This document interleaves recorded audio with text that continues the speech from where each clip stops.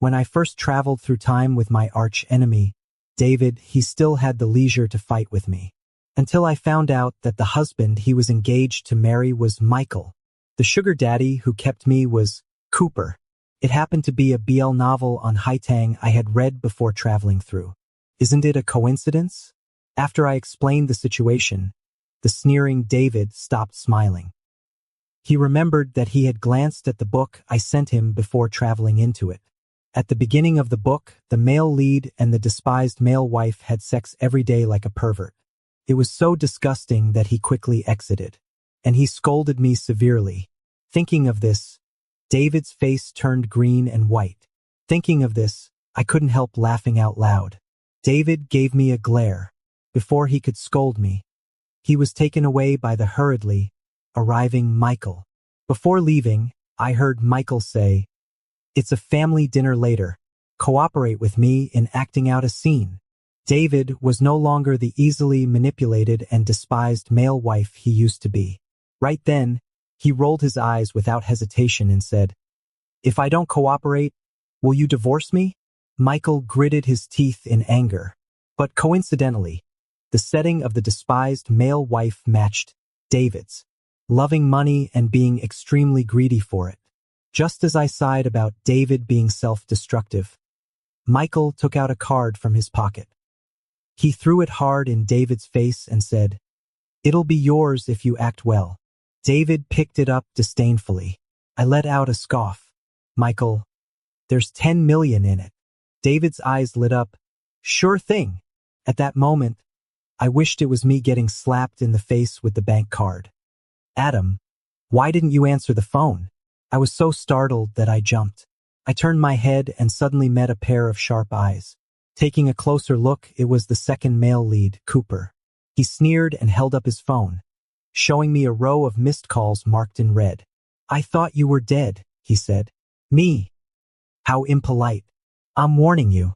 Once you've signed the contract, do your duty as a stand-in. Don't be fickle and have thoughts you shouldn't have." Oh, I remembered that the contract stated a monthly salary of $200,000. In comparison, I was so annoyed at myself that I laughed. Cooper was irritated by my inexplicable smile. He forcefully grabbed my wrist and pulled me along. I staggered along behind him. Damn it, I felt even more miserable. My hard days were coming. After that, I tried almost every means to save money. Fortunately, although the money stipulated in the contract was not much, Cooper always gave me a lot of things. Cars, houses, and all kinds of precious jewelry. I resold everything I could and accumulated a considerable fortune. Occasionally meeting with David and being ridiculed by him made me feel that there was hope in life. I just don't know why my eyelids have been twitching lately. I have a strong premonition of something bad. I told David, but he didn't care. Your sixth sense has never been accurate. It wasn't until a few days later that David contacted me actively to meet. As soon as he saw me, he pointed at his right eyelid. It twitched twice yesterday. Me, yeah. David, I have a bad feeling. Me, yeah. David got angry. Aren't you worried that the leading character is back? I stood up abruptly and threw my phone at his face. Can't you use those two things hanging under your eyebrows to see? The return of the protagonist bottom has made the news, and you're just finding out now. You're crazy. David looked at the huge close-up photo of the protagonist bottom in the news and awkwardly forced a smile. After a while, he took out a bank card. All my savings. Are you coming with me? After a pause, he continued, I have a lot of money. It's not a problem for me to support you. I also slapped down a card. At 8 o'clock tonight at the biggest fountain. I'll cover you. David gave me an okay gesture. The escape plan was hastily set like this. After parting ways with David, I went home. It was the house that Cooper gave me. I like everything that belongs to me, so I decorated my home very warmly and lived there permanently. Cooper also liked to come to my place. Except for necessary business trips, he would basically come to me at other times. Today was no exception. When he arrived at my place, the first thing he did was rush to the sofa and give me 2 kisses while I was watching TV. I have to admit, in the 2 years of being Cooper's stand-in, I've reaped all the benefits. He's good-looking and has an amazing body. He not only sleeps with me for free but also gives me money. Moreover, if it weren't for that agreement, I would almost think that he really loves me. Just like now. He held me and exchanged a lingering kiss with me. After the kiss, he would peck at the corner of my lips, creating an amorous atmosphere. Yet he would let me go and say with a smile, "Let's talk after dinner. Otherwise, you'll starve." After dinner, he wouldn't do that kind of thing either. He would just hold me and quietly accompany me to watch TV. Sometimes he would also let me accompany him to handle official business. He didn't do that kind of thing very often. Couldn't be said that he was impotent. After all, I would have to lie in bed for a whole day after one time. Nor could it be said that he was very capable. After all, it only happened once every 10 days or half a month. When I asked him, he would say that he spared me because he saw me lying in bed, groaning in pain. I didn't believe it at all. After washing up, I lay in his arms. I remembered the plan with David. Having held it in for a whole day, I finally couldn't help but ask him, "What would you do if I disappeared one day?" Cooper gave a snort of laughter and said, "You'll never leave me." After a pause, he continued, "Rather, it's you who wouldn't be willing to leave me." I heard he's back. Cooper's voice suddenly stopped. We both knew who he referred to. Cooper didn't answer all the time. Finally, I couldn't help but press further. "Are you still very concerned about him? Don't think too much. Are you going to see him?" Cooper suddenly sat up. My heart skipped a beat and I looked up at him. But he happened to be hidden in the moonlight, so I couldn't see his expression clearly.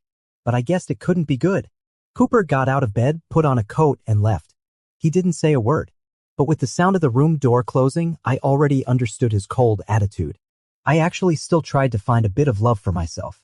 Just as I was lost in such random thoughts, my phone suddenly lit up. It was David who sent me the plane tickets he had bought. He bought tickets for 2 destinations. One was in David's and my names, and the other was bought through someone else. After confirming the time, I didn't have time to cry anymore. I wiped away my tears, got out of bed, and started rummaging through the bank cards I had hidden everywhere.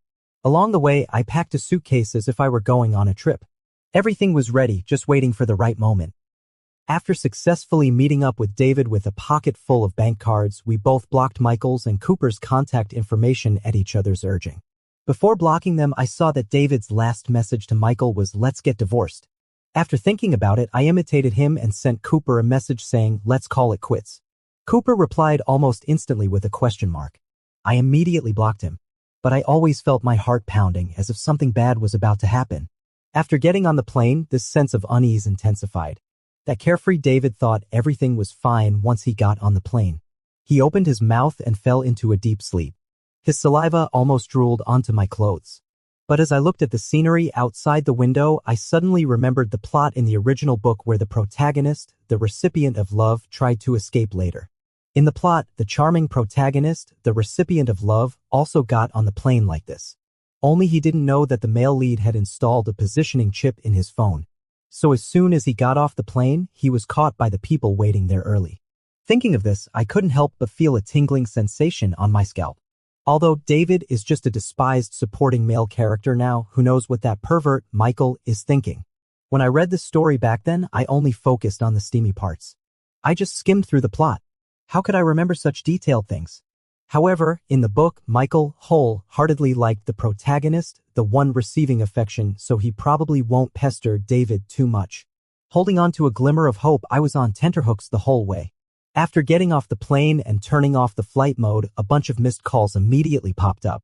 From Michael and Cooper. I seemed to see 2 guillotines hanging over my future happy life. I have to be on guard now. I immediately dragged David to buy a new mobile phone at the airport. One for each of us.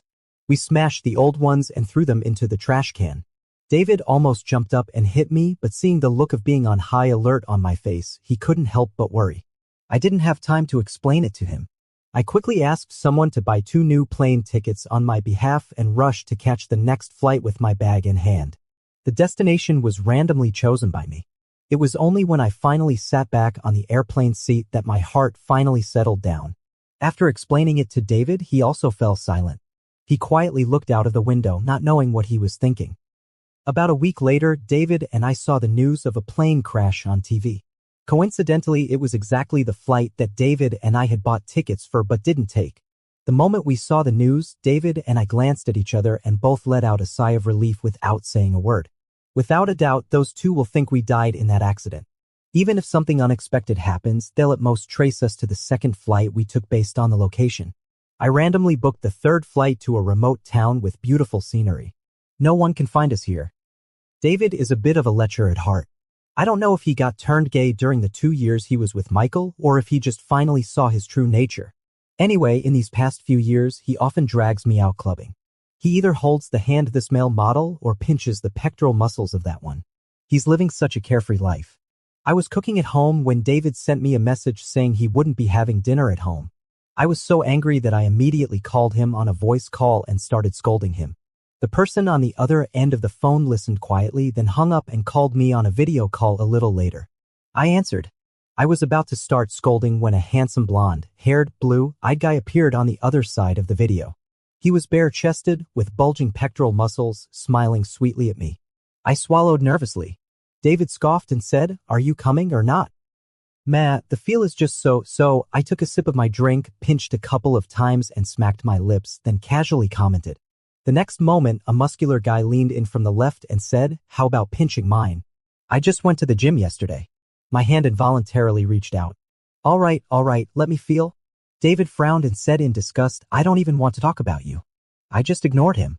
Anyway, David is always the one paying for everything. Besides, I didn't order these male models.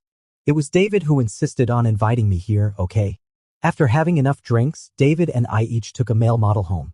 Not for anything else, just to have a pleasing sight at home. David pays well. Every time after taking the male models home, I'll wake up to two half-naked male models in aprons making breakfast. It's always a visual feast. And they'll even make a hangover soup when I wake up. However, David is much bolder than me. I only dare to look while he directly pulls the guy into the room, under the pretext of just chatting under the covers. No one would believe that. Anyway, I don't believe it. Still in my dream, I seemed to smell the scent of fried eggs. The aroma was so strong that it made my stomach growl with hunger. The next second, the blonde-haired and blue-eyed male model rushed in with a spatula in his hand. He gently pushed me and said, "There's someone knocking on the door outside. Should I open it?" Oh, so it wasn't a dream. I wiped the drool off my face and forced myself to wake up. Let's go and check it out. When we got to the living room, the knocking on the door became even louder. It seemed as if the door would be blasted open the next second.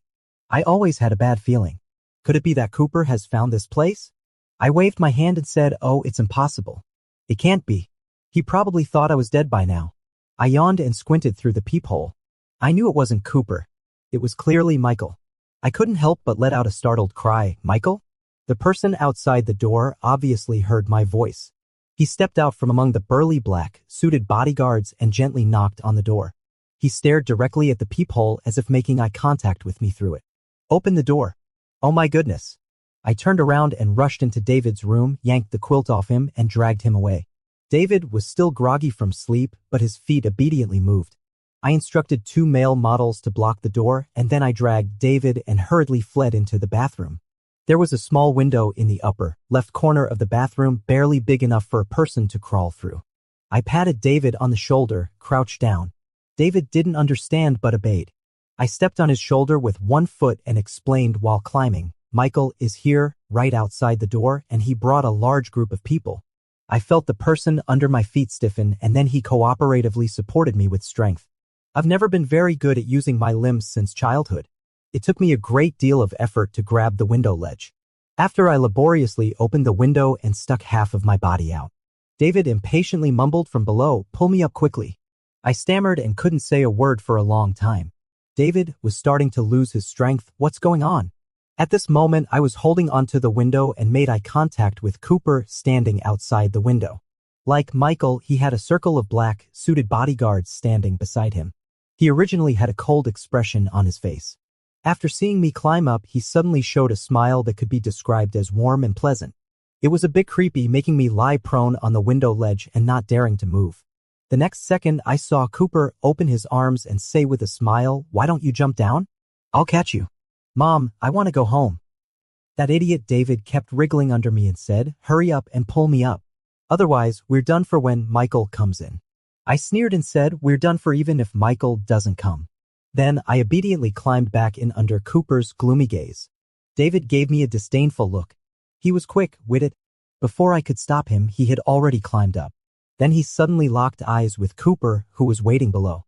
Cooper also gave him a gentle smile. But the smile didn't reach his eyes, which was really chilling. He silently climbed back and sat down beside me, saying, "Our good days are over." I nodded seriously and immediately took out my phone to format it. When Michael came in, the first thing he saw were two muscular men wearing aprons but bare-chested. Although he was prepared, he still couldn't help but turn livid. He waved his hand and the bodyguards behind him swarmed up and took those two guys out in a flash. He took a step towards David, opened his mouth as if he wanted to say something. But his eyes first turned red and tears slowly welled up. I stood there, staring blankly, not knowing whether to leave or stay. I quietly glanced at David's reaction. He frowned tightly and deliberately avoided Michael's gaze. However, I didn't have to stay in this awkward atmosphere for long. Somehow Cooper came up, bent down, picked me up on his shoulder and left. I only struggled a little when a slap landed on my butt. I turned to look at him in disbelief, only to see Cooper provocatively slap me 2 more times. Cooper. A gentleman can be but not humiliated. If you have the guts, tell me right now. Before being carried away by Cooper, I seemed to see Michael reaching for David's hand. I exploded. "Michael, let go of your dog paws." "David, slap him. If you don't, you're not a man. I look down on you." In response, there was a crisp sound, and Michael's head tilted slightly. "If you have time to worry about him," Cooper sneered, "you'd better worry about yourself." "What do you want to do?" Cooper didn't answer. He carried me silently all the way until he put me in the car. Then, as if he had completely lost control, he grabbed my chin and fiercely kissed my lips. "Cooper." Along with that came Cooper's even more passionate kiss. His tongue was rampantly churning, stubbornly plunging the air in my mouth as if he wished to devour me alive. I slapped him. I used a bit too much force and Cooper's head was turned to the side by my slap. He looked at me with half of his face red, his eyes getting redder, and suddenly he cried. Unexpectedly, big tears fell one by one, dropping on my face. I was so shocked that I couldn't speak. And he was pressing on me at this moment in such an embarrassing position. It wasn't right for me to help him wipe his tears, nor was it right to comfort him. I was at a loss. Just when my thoughts were in a mess, Cooper suddenly held my face, his hands trembling slightly. He choked with sobs and said, "Do you know how much I regret it?" Cooper bought a black gemstone at the auction that day. He thought it was a bit like Adam's eyes, very beautiful. He wanted to give it to Adam, hoping that he wouldn't be angry with him anymore. But on his way home, he received a message from Adam. Adam said he wanted to end the relationship between the two of them. When Cooper sent a message, he found he had been blocked. Cooper couldn't figure out why. Could it be because of that agreement? If Adam didn't like it, then the agreement could be voided. Thinking this way, Cooper felt that he should have a good explanation with Adam after he got back. When he got home, there was no one there. He asked the maid at home, and the maid said she saw Adam dragging a suitcase, as if he was going on a trip.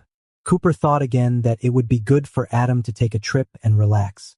So he asked someone to check Adam's flight. It was a journey of 2 or 3 hours, very quick. When the time was about right, he sent a message to David, wanting to ask where they had gone to play. As a result, he found that David had also blocked him. Cooper was stunned, and his heart was beating faster and faster. He called Michael again and asked him, "Do you know where Adam and David have gone?" "How would I know?" Cooper took a breath and said, "Try sending a message to David. He has blocked me, and Adam has disappeared." Michael on the other end of the phone expressed pity for Cooper's miserable situation. Then he took out his phone. The first thing that popped up was David's message saying, "Let's get a divorce." Michael's eyebrows twitched.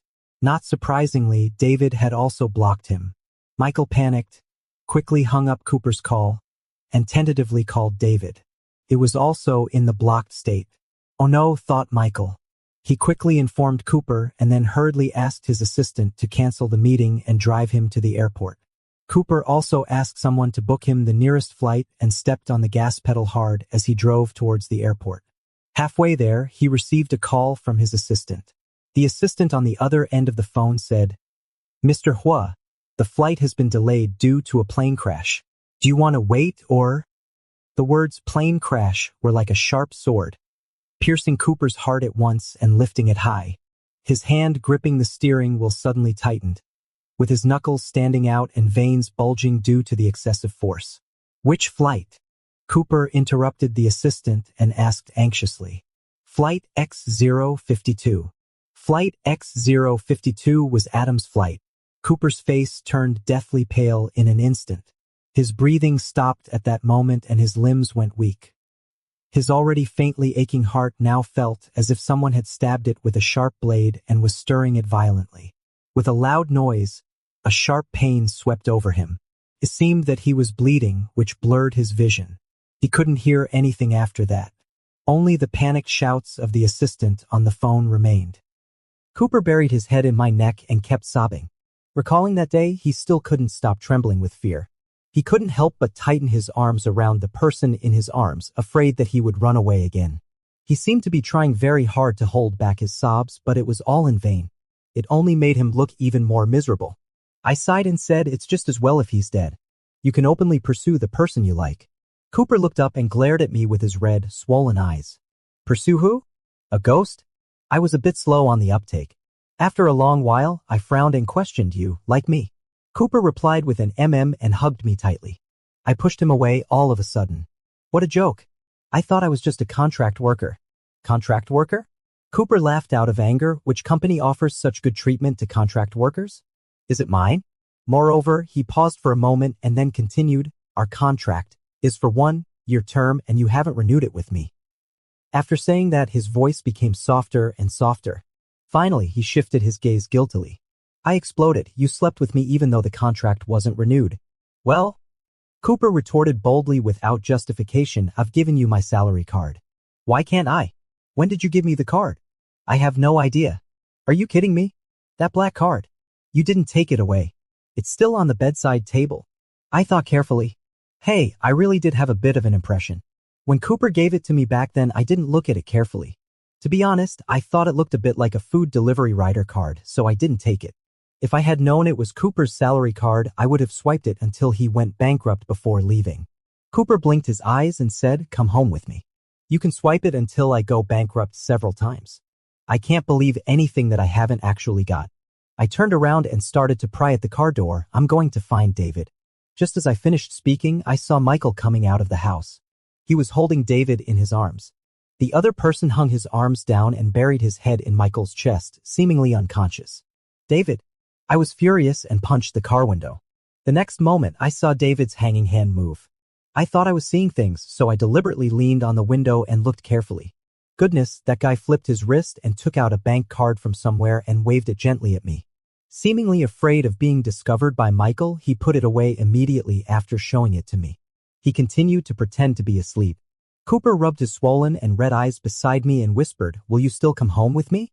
Looking at the figure of David being stuffed into the car by Michael, I gritted my teeth and said, "Yes. Why not?" Only later did I realize that I seemed to have been put under house arrest by Cooper. The windows are sealed and there are guards in front of and behind the villa. Cooper even works from home and doesn't allow me to leave his sight for a moment. You're being a bit excessive. Cooper raises his eyebrows. Don't mind me. I'm silent for a while, then pull up my pants. Cooper is surprised. Why don't you continue? Aren't you bursting? I can't pee with you staring at me. Thank you. I'm just afraid you'll run away again. Cooper looks wronged. I'm too lazy to talk to him. Where's my phone? Cooper turns his head. What phone? I want to contact David. Cooper scoffs. He'll be fine. I want to confirm with David in person. Cooper says nothing. Otherwise, I'll run away with him again. Cooper sighs and takes out my phone from his pocket. No wonder I couldn't find it anywhere. So you've been keeping it on you all along. What a thief. Once I get the phone, I can't wait to call. He didn't answer at first, which made me even more worried. So I called several more times.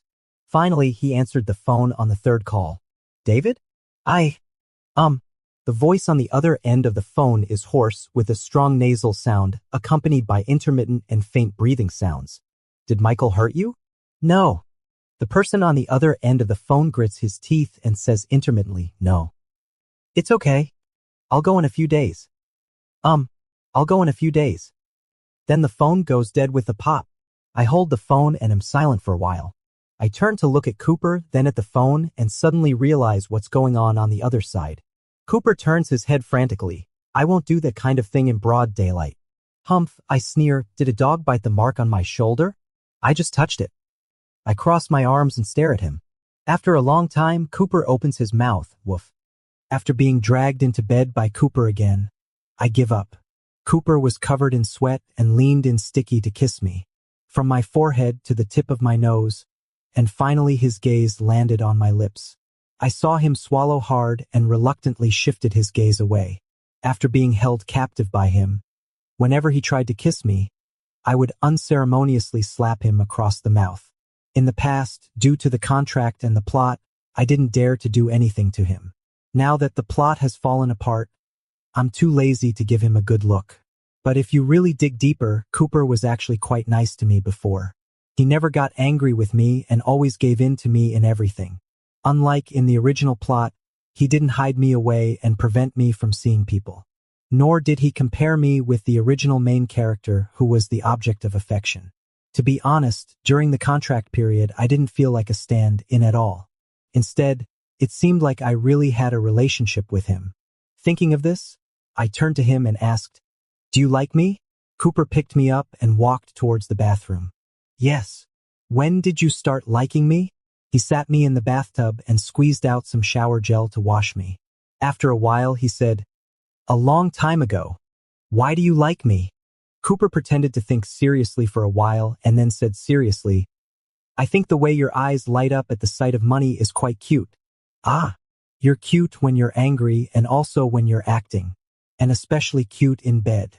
"When did I act?" "Yes, when we first signed the contract and you said you loved me." "You noticed that?" Cooper laughed. "Your acting are really quite mediocre. It's a good thing you didn't enter the entertainment industry, or you'd be scolded to death." After a pause, he continued, "I also can't bear to let you go. Let me be the only one who loves you." I didn't know how to respond, because he really seemed to love me, which made me feel a bit guilty. After the shower, Cooper gently wiped the water droplets off my body with a towel. He said, "I have no relationship with that so-called popular main character who is the object of affection, neither in the past nor in the future. So, would you consider staying with me forever?" I turned to look at him in surprise, always feeling that the way he said it was as if he knew I wasn't from this world. After that day, Cooper didn't hold me captive anymore. Then I went to find David. Cooper always followed me. After seeing Michael, he instead voluntarily gave us some space. As soon as we met, David pulled me aside and complained about Michael for more than an hour. Suddenly, he asked me very seriously if I wanted to stay. Me? Isn't this a bit too sudden? David turned his head and glanced at the two people not far away. I don't know what those two were talking about. They looked very serious.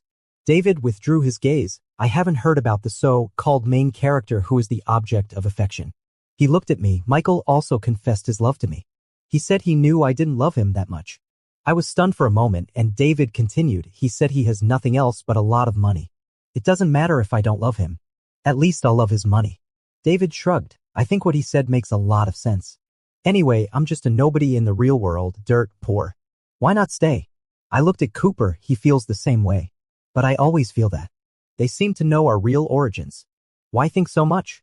David snapped his fingers and Michael immediately walked over. He coughed and Michael immediately handed him a glass of water. He raised his hand and Michael naturally took out a tissue and wiped his hand. Then they intertwined their fingers so lovingly. I was silent for a while and then looked at Cooper. The other man shivered and quickly walked over to hold my hand. All right, it's not that I can't stay. Cooper, extra story, I had a dream. In the dream, Michael and I fought to the death for a man. We were both crazy about that man. Michael abandoned his male wife for him and I found a male substitute for him. Later, we even went bankrupt for that man. When I woke up from the dream, I was in a cold sweat. This is so absurd. Before I could recover, I received an invitation from Michael to meet at a tea house. I vaguely felt it was related to the dream. Later, we met and carefully described our dreams, only to find they were exactly the same. Michael angrily threw the teacup and said, even if I don't like that male wife, I won't marry him and then abandon him. What kind of person would that make me? I also angrily swore I would never do that thing of finding a substitute. It's so absurd. Originally, I still held out a glimmer of hope, but within a few days, I found that everything that happened was the same as in the dream. Like a script, both Michael and I involuntarily followed the plot step by step. Even though we carefully avoided the choice nodes in the dream plot, we found that no matter what we did, the result was the same. We just gave up. I thought, let's wait until that so-called main character, the recipient, shows up. Michael also thought, forget it, just let it be. After just a few days of giving up, suddenly something claiming to be a system appeared. It told me now the audience likes to see the main characters break free from the plot and have self-awareness. You two have caught up with a good era. Oh, so the world I'm in is really a script. It also said 2 people have traveled through and become the supporting characters, the substitute Adam and the male wife David, to supplement the plot. Your task is to court Adam and raise his favorability to 100%. Does Michael go to court David? The system didn't say anything, which was a default.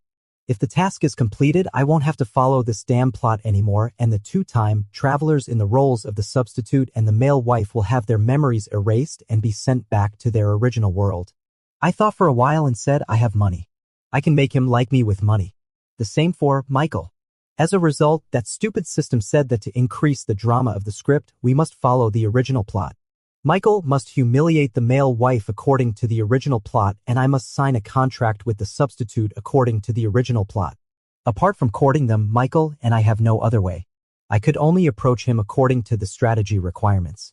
Later, I found that the higher Adam's favorability rating was, the fewer restrictions I would face. I also gradually realized that I seemed to have truly fallen in love with Adam. I began to wholeheartedly treat him well. Just like in a relationship, I slowly immersed myself in this relationship. I also started to worry about what the system said. When the favorability rating reached 100, it would erase his memory and send him back to his original world. I didn't want Adam to leave. I was always worried about Adam's favorability rating on one hand, and on the other hand, I was jealous and thought about why he didn't like me as much. Until Adam's favorability rating towards me reached 70. This critical point of the favorability rating wouldn't restrict my actions. Although I still had to follow a little bit of the plot, it wouldn't make Adam leave my side. I was satisfied. 70 is 70. It also means he likes me, right? Although he doesn't love me that much. Later, according to the plot, the main character, the one being pursued, came back. Adam's favorability rating also reached 80 and then stopped rising completely. I found that I didn't have to follow the plot to get to know that so-called main character, the one being pursued. I wanted to go to Adam and confess my feelings to him. But without noticing, David dragged Adam away. It caught me and Michael off guard. And the sudden news of the plane crash made me and Michael depressed for quite a while. During the time when I was hospitalized due to a car accident, Michael got drunk every day. Like me, he didn't believe those 2 had died in the plane crash, so he kept sending people to look for them. He actually found them. He came across a male model's Weibo post, and there were clearly photos of David spending a fortune on a champagne tower for the male model. In a small corner of the photo, Adam was touching the male model's soft pectoral muscles and smiling lecherously. The location was in a remote town. Michael was extremely angry and bought a plane ticket overnight to rush there. I followed behind and finally found Adam. It seemed that he didn't like me as much anymore, and his favorability towards me dropped to 70. It doesn't matter though. I'm very rich. If I spend more money, Adam will surely like me a little more.